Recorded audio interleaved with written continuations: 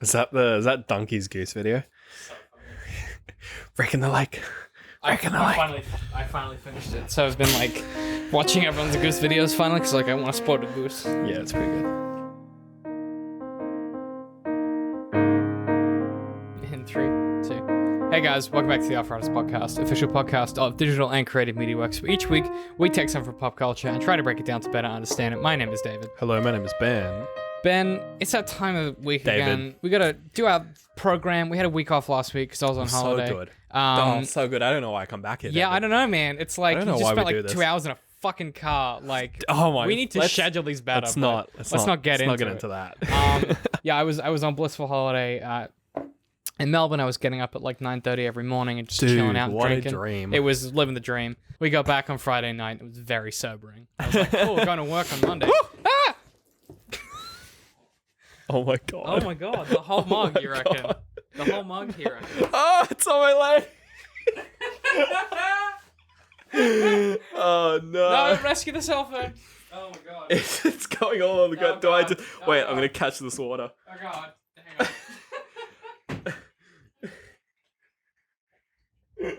God damn it. That went off the Did you bring a rails towel? very quickly. Oh fuck. I'm sorry. Jesus. That's fine. Look, we're in a garage, Ben. I'm sure we'll survive. I'm surprised that we do I that. haven't done that before. Yeah, that's the first time that's pretty much ever happened on the show. Yeah, 3 years we've never just catastrophically. Hey, it's been nearly 5 years. I don't know what you're Jeez. talking about. All right. 3 years, he reckons.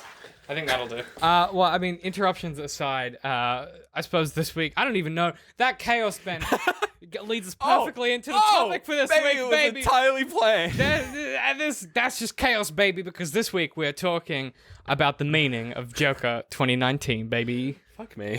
I cannot believe you just did that. That was incredible. This is not going to be topical by the time it goes out because Adam's a few weeks behind, calling you out. But Joker just came out and we saw it separately, which was interesting. Yeah, well, I had no intention of seeing it. I was not going to see it either. No, I until you don't know were like, why. Hey, we should do it. Well, look, I had no intention of seeing it just because I was like, DC films, I'm just kind of like, whatever. This table's real clean now. Yeah. Yeah. I think it's the Go first ahead. time this table's been clean. And I was like, I have no intention of seeing it. But then, like, I saw some people being like, oh, it's really good. I was like, oh, people are just saying it's good because it's edgy They or said something. BVS is good. Yeah. So. And then I got invited to see it. And even Laura was like, I don't want to go see it. You can go see it without me. And I'm like, all right. So I went, That happens a lot to us. without Laura. And it was, yeah. I mean, I guess I'm glad I've seen it because I was like, hey, let's just do an episode of it. It'll be an easy one. I've got to be honest. I don't know if I give a shit about this film. I sat through the whole thing and like I also sat through the whole thing. I was trying to do my research and like say something meaningful about it, but like Not a lot. it's just not good. I don't think. Yeah, like going into it, I was like, I had like a vague understanding of it. And like, you know, obviously all the media that's been going around behind it, I was like, going into it, I was like, let's, you know, there's got to be something. There's got to be some bonus things in here. It's got to be like a little bit of extra something in this. I found some stuff, but Yeah, I don't know. I think like this film kind of lends itself to being just analyzed at a really baseline level. It's one of those films where it's like the lowest level interpretation is kind of just all there is. It's annihilation again. we'll get into it with the analysis stuff. My concern with this film broadly is that the discourse that's generated around it is not necessarily earned by the text itself. It was more so by this panic that started before it, where like, and we'll get into it with the analysis, but like because of the state America's in before this film came out, people were concerned that it would kind of, that it would incite or that it would give license to, you know, this sort of certain white nationalist kind of demographic to kind of do things, and then like incite them to violence. But that you watch the film and you're like, yeah, you can see where those concerns come from, but it's I don't like think the text is good enough to even incite that kind of thing, or like be even interested in that community at all. Like I don't know. We'll get into it with the analysis, but I just think like it's interesting that the same people that are like, oh no, video games don't cause violence, are also like, this film might cause white nationalists to pick up a gun and do a mass shooting. Literally was the connective tissue they kind of identified. So we'll kind of get to that in my meta reading at the end. Yeah. But it's going to be one of those ones that we're going to try not to talk about too much because it's not an area that we're experts in. But I think it's worth touching on because this film seems to want to be interested in the criminal mind or whatever. It does some weird things with its politics, which yeah. So I cool. think by definition we should talk about it. But Yeah. let's get through the summary and then we'll sort of try and say something intelligent about this film, even though the film doesn't really have much to say. So strap in. In 1981, that was Ben. Adam, can we have a sound effect for that one? Can you CGI seatbelt I in? don't know if we pay him enough for that. Let's find out. Adam, can we do that? Find out. In 1981, party clown Arthur Fleck lives with his mother, Penny, in Gotham City. Penny constantly writes to Thomas Wayne, a wealthy mayoral candidate, begging for his assistance. Arthur, meanwhile, suffers from a disorder that causes him to laugh at random, inappropriate times, and he relies on social services for his medication. After being fired from his job as a clown, Arthur is attacked by 3 drunk Wayne Enterprise employees. Arthur shoots 2 in self-defense and executes the 3rd. Thomas Wayne publicly condemns the murders, calling those threatened by wealthy clowns. Protesters then don clown masks in Arthur's image to rally against the rich, while funding cuts leave Arthur without his medication. Arthur's comedy show goes poorly. He ends up laughing uncontrollably and has difficulty delivering even the most basic jokes. His idol talk show host Murray Franklin mocks Arthur publicly by showing clips from the routine on his show. Meanwhile, Arthur intercepts a letter written by Penny to Thomas, alleging that he is Thomas's illegitimate son, and he berates his mother for hiding the truth. At a public event, Arthur confronts Thomas, who tells him that Penny is delusional and not his biological mother. In denial, Arthur visits Arkham State Hospital and steals Penny's case file. The file does indeed confirm that Penny adopted Arthur as a baby and allowed her abusive boyfriend to harm them both. Distraught, Arthur goes to the hospital and kills Penny. The clips of Arthur then go viral, and he's invited to guest star on Murray's show. As he prepares, Arthur is visited by Randall and fellow ex-colleague Gary. Arthur murders Randall, but leaves Gary unharmed. Arthur is pursued by the 2 detectives onto a train filled with clown protesters. One detective accidentally shoots a protester and incites a riot, but Arthur escapes during the chaos. Before the show goes live, Arthur requests that Murray introduce him as the Joker. Arthur walks out to a warm reception, but tells morbid jokes, admits he killed the man on the train, and rants about how society abandons the disenfranchised. Arthur kills Murray and is arrested as riots break out across Gotham. One rioter corners the Wayne family in an alley and murders Thomas and his wife Martha, sparing Bruce. Rioters crash into the police car carrying Arthur, and he is freed. He dances to the cheers of the crowd. Later, at Arkham, Arthur laughs to himself and tells the psychiatrist she would not understand the joke. He runs from orderlies, leaving a trail of bloodied footprints. Credits. They couldn't fucking help themselves. They were like, you know what this Joker origin story needs? A Batman origin story. Well, the weird thing about it is that Todd Phillips, the director, fucking detests comic books. It's so weird. The discourse around this film is fucking bizarre. But he was like, I'm going to put the origin I don't in know. there. It's so weird, right? And is like, odd. it's for all of his like gallivanting about like this is a edgy character study. It's not a comic book film. To then be like, but it also here's the scene we've seen in every Batman film for some reason. It's a bit weird. It's fucking crazy. I feel like that was probably like a executive decision. DC were like, you got to include this. You got to do it. If you're going to have baby Wayne, baby may as Bruce, well do the death thing. you got to do it. Yeah, I mean, I've seen Gotham to varying degrees of success. So a lot of this film is just like, I don't know, it's almost brilliant and interesting, but the lazy shit that Todd Phillips does and the lazy shorthand they employ to try and like get at their meaning is sort of part of why I don't necessarily think it deserves to, like, some people call this like a masterpiece, and like I think Joaquin Phoenix's performance is a big part of that. Like him as the Joker is just magnetic. He does a great job with, admittedly, not a great script. But I wonder if the shorthand of this film is what makes it not work. So I pulled out 2 really obvious examples. I want to get your thoughts on this. So the most obvious shorthand that just makes zero fucking sense and has nothing to do with the text itself is the Send in the Clowns bit.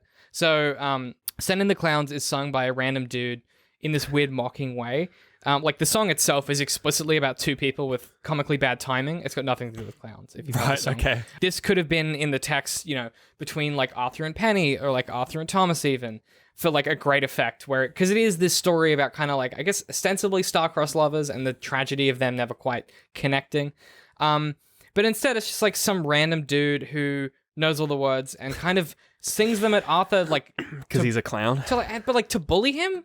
The song has nothing to do. Like I get from a textual perspective, it's got the word clown in it. But it's never been about clowns. Like, there's a clip, Adam, can you roll the clip of from The Simpsons where Krusty the Clown sings it? And it's like, they nail it because he's a clown, but he's singing it about, like, this love interest that he's just lost. Send in the clowns. This dude, like, uses it to bully Arthur, and that was one of those moments that pulled me out of it, where I was like, this song is not about clowns, Todd Phillips. I was so confused. Like, and I was sitting there trying to pull it apart, be like, what does he mean by this? But I just don't think he knows what the song means. I think it's just clowns. I was so confused. That was like, this whole time I was sitting in the theater, I think it perfectly capitulates the film for me. I was so confused. I was like, they run it twice. They end the film with it. I know. Yeah. And I'm like, it still doesn't not about clowns. So confused, dude. And then the second one, which is like an obvious reference to me, is the comedy club where Arthur does his stand-up, is called Pogo's. Which is one of the names that John Wayne Gacy, who was a serial killer, he used, and Gacy dressed up as a clown. It's just like, if you're familiar with that serial killer, which every American is. I totally am. Like, it's just like an obvious reference to being like, there's a clown, and Gacy was a clown, but it doesn't do anything.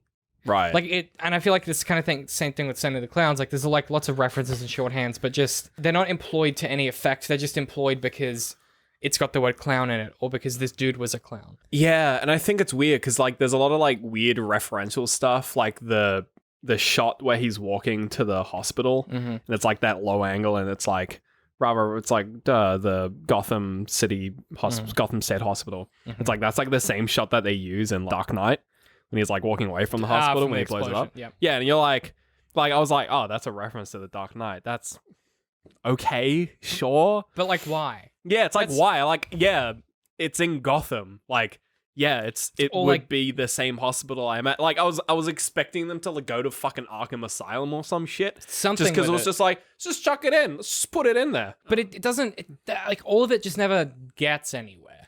There is some decent, like, world building in this film.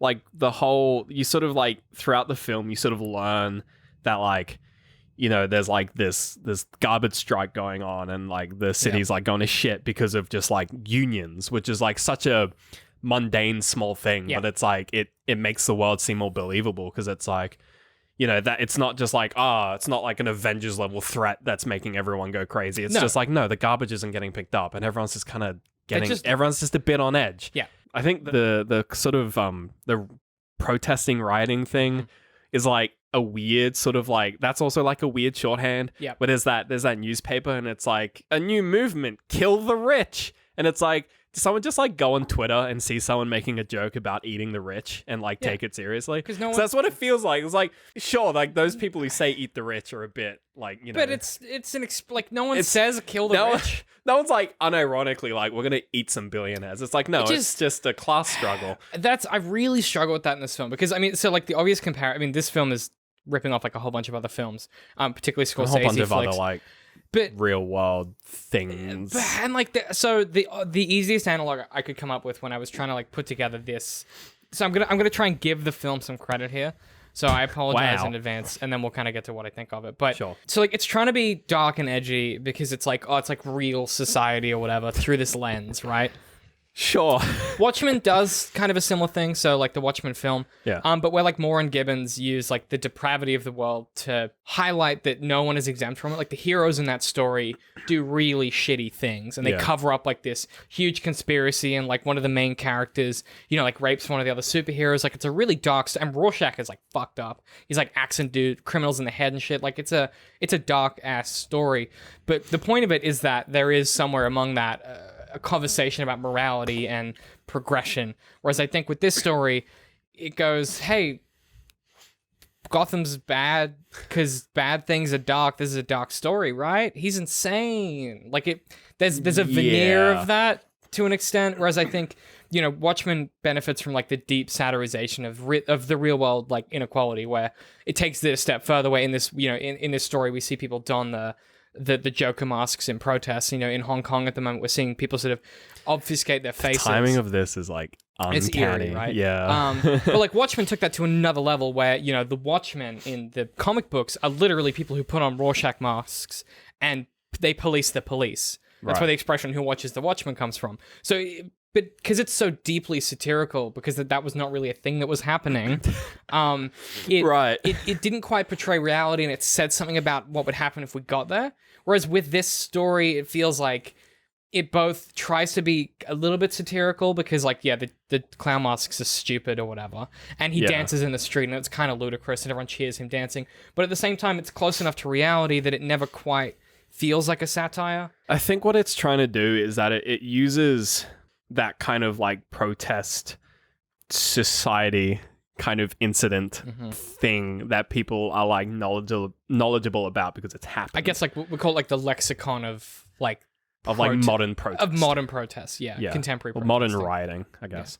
Yeah. It's using that to develop Joker's character where he's not sort of he's not part of the protest groups. He's not like running it. He's not organizing. He's not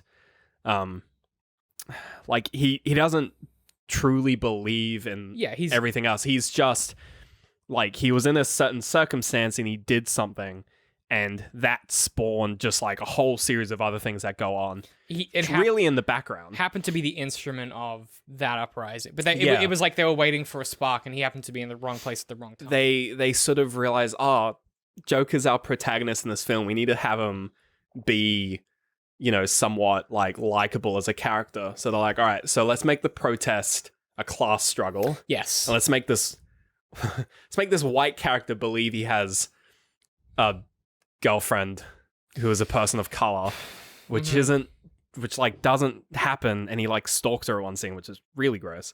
And then they do all these things to sort of like, and this is where the politics come in. They do all these things to like rein him on to the side of like, they just kind of chuck him in the left. They're just like, get over there, Joker, get over to the left, complain about some society. And it comes off really weird because the whole film you're watching, you're just like, Joker is an outsider to what is going on. He only really tangentially benefits from the protests. He doesn't really, and like at the end of the film, it's like, he like embraces the chaos, but it doesn't feel legitimate because like we know what Joker's like. Right. Like unless they're trying to spin it a different way, which I guess is what an origin story does. And it's also unclear from this whether or not he's the Joker or if he's gonna then go on to inspire. Oh, let's not. Which Todd Phillips has been like real vague about. Yeah. But you're right, and I guess I want to finish on the politics because I think it's going to be complicated to unpack. But I wanted to give the film its fucking kudos in this regard, where I think this Joker, what you've touched on, it's a different character than what we've seen. So like Jared Leto's portrayal was this like dark, edgy, cool '90s like kind of Batman Returns, edgelord. He's very sharp as a Joker. Yeah. He's sort of a polished, edgy version of it. Yeah. And then, like, obviously, Ledger's Joker was this man motivated and driven by this kind of invisible, like, force of nature. And, like, he felt like he was this storm that descended upon the scenes he was in. Yeah. Ledger's Joker is more of, like, a soft Joker, where he's kind of, like, he's a mob boss and he just happens to kind of be like a clown, but he just, he has just the traits of being smart. He knows what he's doing. He's just a little bit kooky and interesting. He's like a modern CEO. He's an Elon Musk kind of character. He's just a little more unhinged, and also whereas like Jared Leto is like actually just a mercenary. He's a comic book dude with guns. Yeah, and like actually runs like basically a PMC. Exactly. So it's like he's actually a villain. He's a G.I. Joe villain. That's why I kind of think this Joker is a bit different. And there's something that Joaquin Phoenix does with the portrayal that I both like and think is weird, and people seem to have a problem with it for the wrong reasons. So like I want to start by just saying what I liked about it and just tell me what you think of this, because this was kind of, I came out of it and the thing that I was overwhelmingly struck by was how different and subtle this Joker was to the other ones that we've seen. So like this is like, this Joker kind of reminds me more of in some ways the comic book version, where he's this sort of, he's almost not really there. Like there's something about him where he seems really fragile in this story. Like he would shatter at any moment, and there's this kind of animated presence within him that kind of keeps coming out in the weirdest moments. Like it's that laugh that he can't suppress, or like the random body language ticks, and like even the fits of dancing, where it's like there's something about the way that he's portraying him where he is possessed by this kind of force within him. There's something that Phoenix portrays in this character that is beyond our comprehension of what's driving him to behave these ways, that in some ways is an interesting analog for mental health, where there is no from the outside perspective, reason for mental illness in a lot of cases. Like there is a non-identifiable, immaterial thing that unless you have a mental illness, you don't necessarily always understand why people behave, in ways that are counter to their best interests or that hurt those around them. And I think this film, in a lazy shorthand kind of way, gives people who may not understand that at least a glimpse into how to empathize with someone like that. Right. For better or for ill, I don't necessarily think we should be empathizing with someone that, shoots people on trains and shit. But No, probably not. At the very least, Phoenix gives us a character that we can empathize with who, again, may or may not suffer from mental illness. Because, what the mental illness might be a delusion. This is where I'm really fucking unstuck with this picture. Because by decentering Arthur Fleck's delusions and mental illness, and he's an unreliable narrator or whatever, none of that quite lands. I think on the mental illness side, I think he definitely has it. I don't think the film really makes any effort to not make that apparent. He definitely has delusions in the film, and you get that unreliable narrator element. But I think part of it's kind of down to the violence in this film, where Joker kills 5 people in this film. And it's all, and every instance of it is, it's not like random violence. It's not like violence because he's a villain. It's always like a reaction to some kind of stimulus. Yeah. So obviously the 3 people on the train, it's in some states in the US, had he not executed the 3rd one, he might have gotten away with self-defense. Yeah. And killing the guy who gave him the gun, that's just, he says it to the what's the guy's name, the small one, Gary. He's just you're the only one that was nice to me. And he's at that stage, he's come to terms with the fact that he's going to commit suicide on live television, apparently. Yeah. So that violence is, from our perspective as the audience, it's oh, that's justified. And then obviously look, let's not get into it. And then the last guy, it's that's the climax of the film. You're and that's the threshold where it goes from acts that we can reasonably justify to then, oh, now it's the Joker, he's an insane person. Yeah, and I think because there's that big lead up to it, it's just oh, he's gonna go on TV and kill himself. And then it swaps, and you're oh, something has changed. And he unironically says we live in a society, which is just why would you write that in the script? Do you not understand how much of a bad fucking meme that is? Yeah, the script is dog shit. The script is fucking terrible. It's not great. It's not good. I think I can see what he was going for, but if you're making a film about the Joker, the one thing you shouldn't do is make a film that takes itself this fucking seriously. Because this film, dead set from start to finish, and Todd Phillips, he's going to walk this back in 5 years. He's going to say, no, it's a satire. Right. Guarantee. He believes every fucking word of this film. Right. This script is something he believed in so wholeheartedly. He signed in Phoenix to do this shit, and he was like, we are going to make a Scorsese-level masterpiece. Yeah. He believes this film so fucking earnestly that he goes into interviews, and people say, hey, you worried this is going to incite some white nationalists? And he's like, don't tell me what to do with my art. This is a dude who believes in the script so fucking hard that if him and Scott turn around in 5 years and say satire, I'm going to call bullshit. So that's my concern there. Okay. I think you could do that. You could have him... You could have that unreliable narration combined with the mental health and then have that last scene where he's like, yeah, I'm going to shoot myself, and it's a trick because he's then going to kill Murray or whatever. I think that's a cool twist. It's interesting. It definitely gives us the threshold of now we can no longer empathize or sympathize because it's an act of, I guess, self-motivated violence. It's a violence for posterity's sake because this guy's humiliated him. But then they wrap it in that class struggle thing, which again just gives you that cognitive dissonance where it's just this guy who is designed to be agreeable based on the movement that he's created, which is based on real movements. Yeah.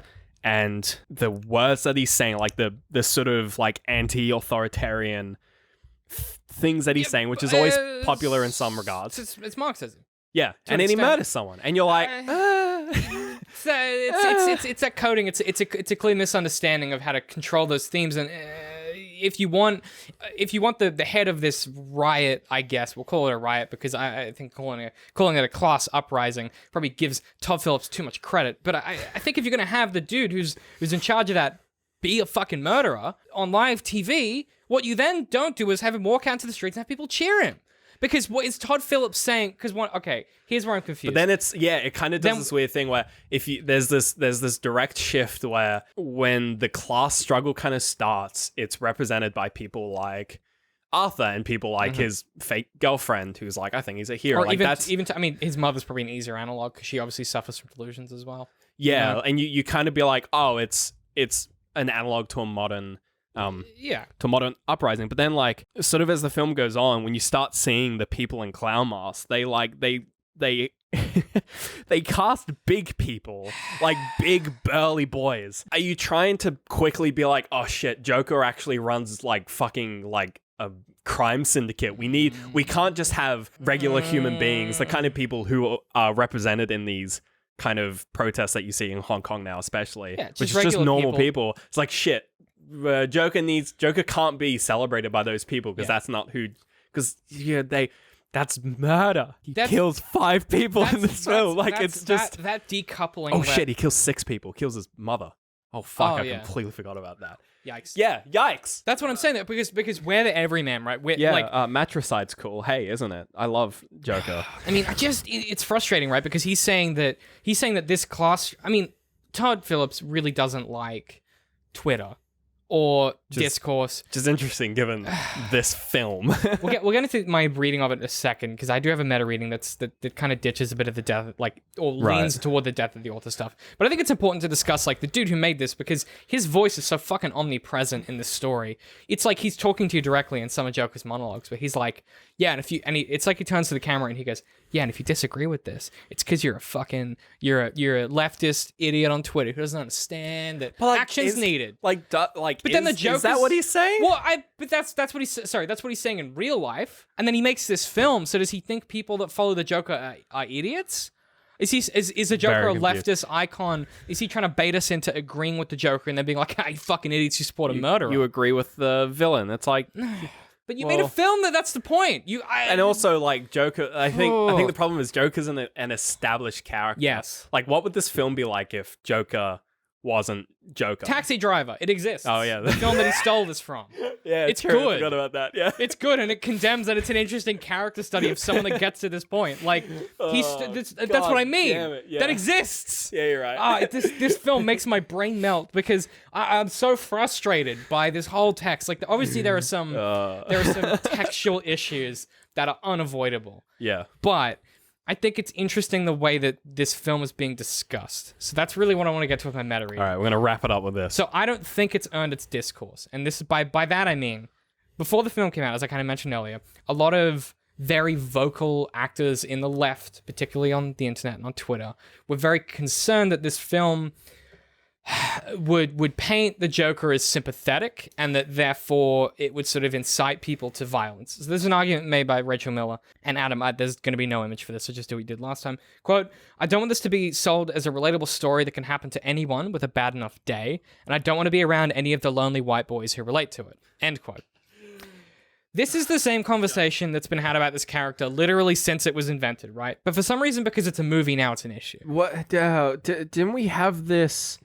This was like really sparked when there was that cinema shooting in the US.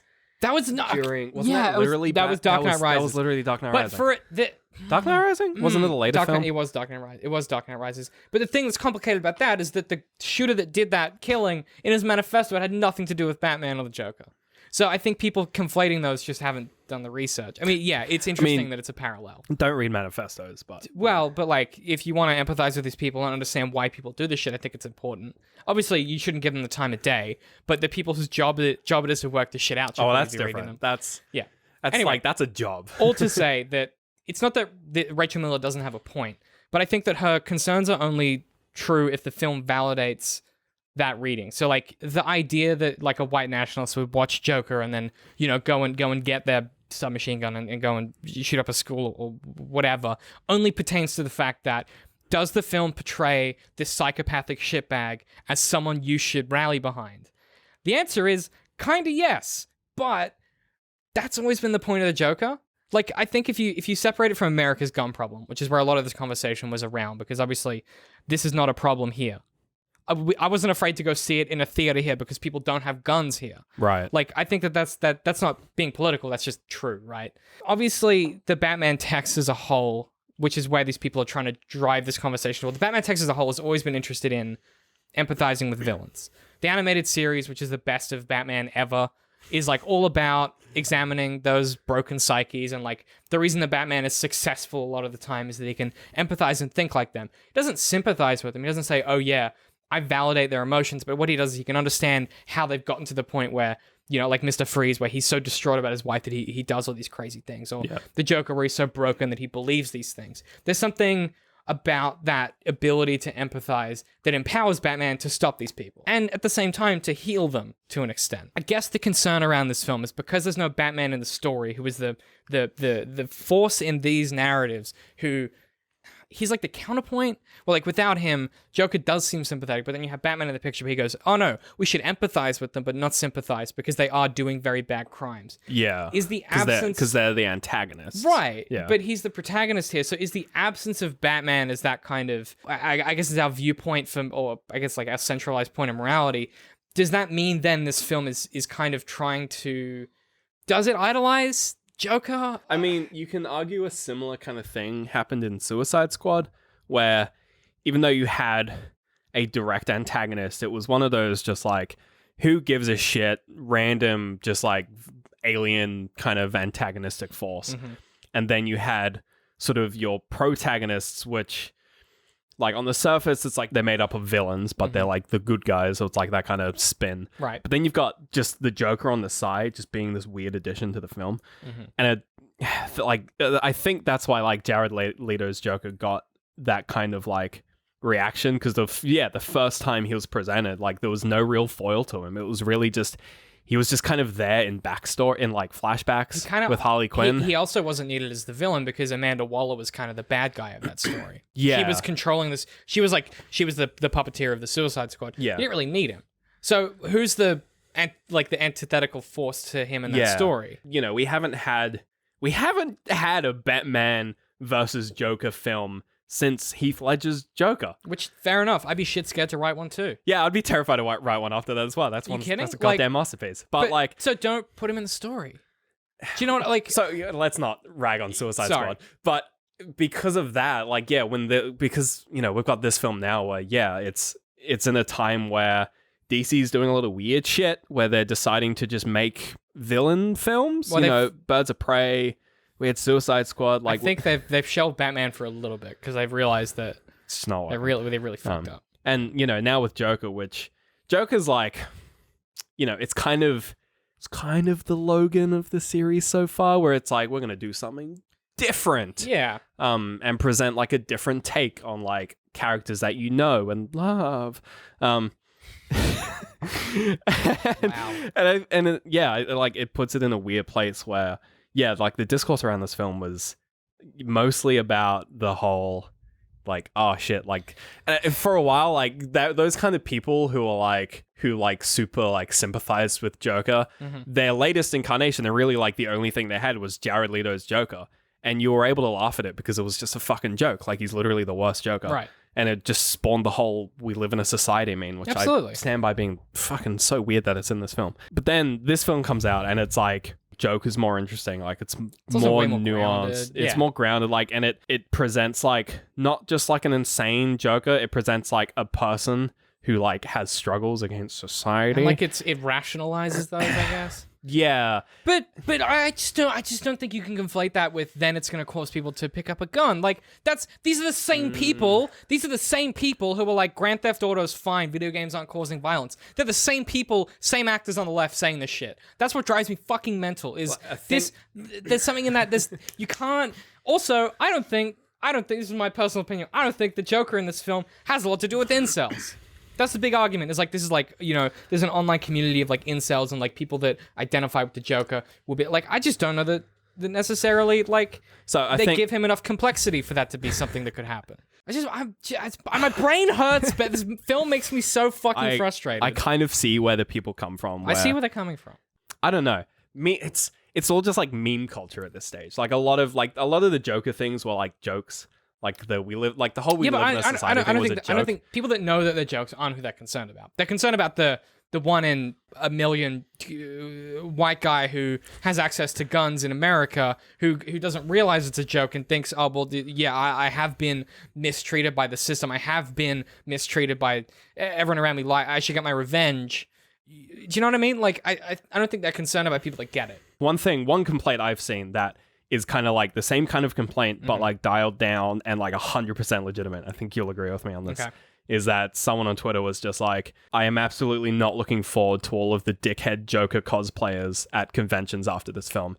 And it's the same kind of thing in like ex Deadpool cosplayers. Yes. Who are now. So yes. you Okay. kind of see. So it's, you kind of see where it comes from. Just where it's got like, it. Okay. yeah, where it's like, It's permission. yeah, where it's like, because of this film, Deadpool cosplayers are notorious for either being tasteful and entertaining or just usually complete assholes. Which is like, and just annoying. The nuance of Deadpool is lost to an extent with them because they just like, look at my balls. Yeah. And you're like, it's, you know what it is? It's the Rick and Morty problem all over again. Oh, We had like 6 episodes going where we didn't talk about that. It is godforsaken but it's joke. the same kind of people who jump on and they yell about the Szechuan sauce and they emulate those behaviors. Like the high IQ and the And I want to delve into that a little bit in the post show, but I just think the thing that fucking made my brain boil about this film is that that discourse around it that is so complex. Like, I'm glad that it started this discussion. I'm glad that people are talking about it because it is something we do need to talk about, because I think the way that you solve those problems is by discussing it. Because it like with violence in video games, one of the reasons people don't go out and shoot people is because they're playing GTA. It teaches them that's bad, right?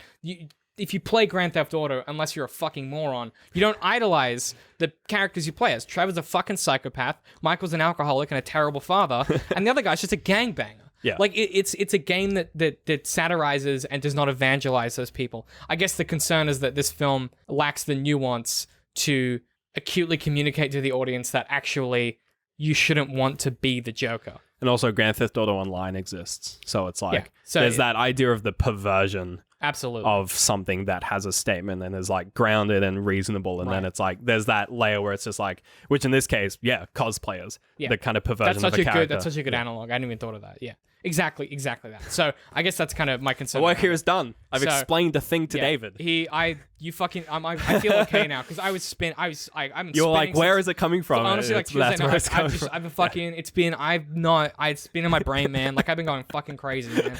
You could say it's bloody society's got to me. You could say that. Tell you that much. We live in a society. We live in a society. I want to read a quote from Warner Brothers to close this out. Sure. They completely encapsulate everything that I kind of agree with. They made a statement, so wow. Part of the panic. That's insane. Part of the panic before this film came out was around all of this stuff. Yeah. And these left actors on Twitter were like really concerned about it, and the right actors were like, don't worry about it. We should still have guns. And then Warner Brothers were like, we should probably say something. Because it's like they were like we're worried about this. Probably. So I'm gonna read you the quote, and then we'll go into our recommendations. So, quote: "Gun violence in our society is a critical issue, and we extend our deepest sympathies to all victims and families impacted by these tragedies. Our company has a long history of donating to victims of violence, including Aurora, and in recent weeks, our parent company joined out other business leaders to call on policymakers to enact bipartisan legislation to address this epidemic. At the same time, Warner Bros. Believes that one of the functions of storytelling is to provoke difficult conversations around complex issues.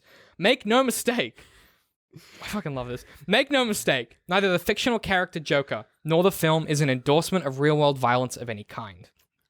It is not the intention of the film, the filmmakers, or the studio to hold this character up as a hero." End quote. But then the film. But then the text does. Then the film. So, I don't fucking know. If you want to Did they watch the film? Let's we're gonna get to some real deep shit about like artist responsibilities and shit in the post show, so keep an eye out for that. If you do want to go check that out, you can. Otherwise, Ben, do you have any recommendations for this week? There's this YouTuber. He's got 2 channels. His main channel is called a Song Scout, but he has this side channel called a Game Scout. And I tweeted about this months ago, like almost a year ago. Mm-hmm. He made a really good video about like classic like NES Tetris like tournaments, and talking about like the classic Tetris World Championships and stuff like that. And at the end of the video, he was just like, I'm going to the classic Tetris World Championships this year. Like, he's just like, I've learned so much. I've been watching it for years. I'm going to fucking go and compete. I'm going to make a video after it. 12 months later, he's finally made that video. Yes. It's like an hour long, and it is so good. It's pretty much him just like going over the entire event, and he spins the story, because like a really cool thing happened. I'm not going to spoil, but like it's a good story, like a good like just a great esports story. If you enjoyed like the Smash documentary, like the Melee documentary, then you'll enjoy this. Like it's very similar kind of production. My recommendation for this week is I've been playing Warsaw, which is, I don't know if this is a recommendation. I've been playing Warsaw, which is the Darkest Dungeon game set in World War II. Look, this isn't necessarily a recommendation. This is what I've been playing. It's so weird. So it's very much like Darkest Dungeon, where it's really hard. There's like permadeath. Even like the animation style is very similar. The artwork is very similar. But it is so fucking complicated. So like Darkest Dungeon takes you a good 20 hours to get a grip of. I've played maybe 30 hours of Warsaw, and I have no fucking idea what half the mechanics do. Okay. So I don't know if I can recommend it yet. I'll maybe check back in next week, but I think I'm enjoying it. What's it on? It's just on Steam at the moment. I think they're intending to do the Switch, obviously, eventually.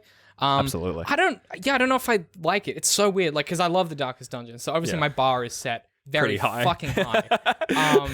But I think it adequately portrays the horrific nature of that struggle in Warsaw during the Polish uprising. Same developers or no, just an unrelated just people kind of looking at it and going, no, yep, Red Hook are they're doing Darkest Dungeon 2 at the moment, so that's coming out soon. Otherwise, if you want to find us on the internet, we're Dcm.Works everywhere. You can follow us on all the socials. If you want to help support us, Patreon's the best place to do that. You can subscribe for $3 a month, get access to a ton of behind the scenes content over I think it's 100 hours now of extra content. You get early access to all kinds of different things. You get to see our post show, which is coming up next. We're about to record that. And also you get access to all kinds of cool rewards in our Discord as well. So you can check out our Discord chat. You can send us memes. We will react to them. You can leave comments and shit if we tell you what we're covering this week and you can respond to it. It's also the only place where you can see Aaron and I argue about Outer Worlds in real time. So check that out. Dude, real time. Instantaneous Outer Worlds discussions. Otherwise, if you want to follow us individually, I'm at DC My Head Pie. I'm at Literal Citrus. I'll see you guys next week.